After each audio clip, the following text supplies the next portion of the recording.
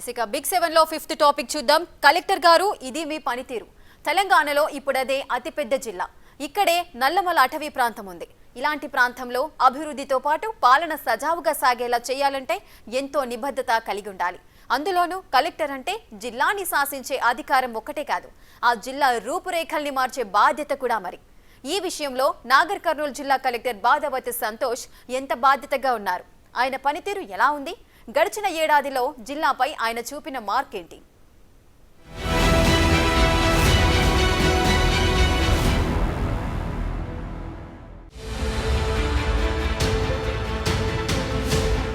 IAS Badavath Santosh Nagar Kurnool జిల్లా collector గా 2024 జూన్లో బాధ్యతలు చేపట్టారు. అంతకుముందు జీహెచ్ఎంసీ అదనపు కమిషనర్ గాను, మంచిర్యాల కలెక్టర్ గాను పనిచేశారు. ఆయన నాగర్ కర్నూలు వచ్చాక ప్రభుత్వ సేవలను ప్రజలకు చేరువ చేయడంపై శ్రద్ధ పెట్టారు.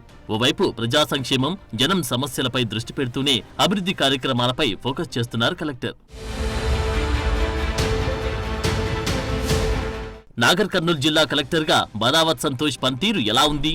ప్రధానంగా పేద చిన్నారుల చదువు, మహిళల ఆరోగ్యం, వైద్యం లాంటి వాటిపై collector Badavath Santosh special focus పెట్టారు. ఓవైపు ప్రజలకు సంక్షేమ కార్యక్రమాలు అందేలా చూడడం, మరోవైపు అభివృద్ధిపై దృష్టి పెట్టి జిల్లా రూపురేఖల్ని మార్చే ప్రయత్నం చేస్తున్నారు. సీఎం సొంతూరు కొండారెడ్డిపల్లి ఈ జిల్లా పరిధిలోనే ఉండడంతో ఆ గ్రామంలో జరుగుతున్న అభివృద్ధి పనుల్ని త్వరితగతిన పూర్తి చేసేందుకు ఓ ప్రత్యేక అధికారిని నియమించారు. అలాగే నల్లమలని పర్యాటక కేంద్రంగా మార్చే ప్రయత్నం చేస్తున్నారు. జంగల్ సఫారీ, అక్క మహాగుహల్ లాంటి వాటిని టూరిజం స్పాట్లుగా మలిచేందుకు చర్యలు చేపట్టారు.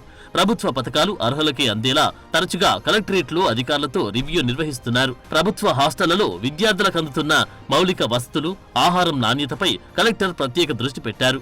అప్పుడప్పుడు ఏదో ఒక హాస్టల్ ని ఆకస్మికంగా తనిఖీ చేస్తూ రాత్రి అక్కడే బస చేసి విద్యార్థుల సమస్యల్ని అడిగి తెలుసుకుంటున్నారు. అంగన్వాడీ కేంద్రాలు సందర్శిస్తూ చిన్నారులకు, గర్భిణీలకు అందుతున్న సేవలపై ఆరా తీస్తున్నారు. ప్రైవేటు పాఠశాలల కంటే ప్రభుత్వ స్కూళ్లు ఎందుకు బెటర్ అనే దానిపై ప్రజల్లో అవగాహన కల్పిస్తున్నారు.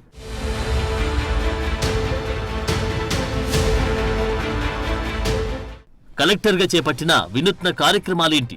నాగర్ కర్నూలు జిల్లా ఆసుపత్రిలో విద్యార్థులు మత్తు పదార్థాలకు దూరంగా ఉండేలా పోలీసులు, ఎక్సైజ్ సిబ్బందితో అవగాహన కల్పిస్తున్నారు. కాలేజీల వారీగా ప్రత్యేక టీంలను ఏర్పాటు చేయించారు. ప్రజలతో సత్సంబంధాలు ఎలా ఉన్నాయి? కలెక్టర్ సంతోష్ ఎక్కువగా ఆఫీస్కే పరిమితం కాకుండా ఫీల్డ్ విజిట్లకు వెళ్తూ ఉంటారు. తరచుగా సర్కార్ బడులు, ఆసుపత్రులు, అంగన్వాడీ సెంటర్లను ఆకస్మికంగా తనిఖీ చేస్తుంటారు. క్షేత్రస్థాయిలో ప్రజలు ఎదుర్కొంటున్న సమస్యల్ని నేరుగా తెలుసుకుంటారు. కలెక్టర్ తనిఖీలతో జిల్లాలోని ప్రభుత్వ ఆసుపత్రులు పరిశుభ్రంగా కనిపిస్తున్నాయి. వైద్య సేవల్లోనూ మార్పులు వచ్చిందని చర్చ జరుగుతోంది.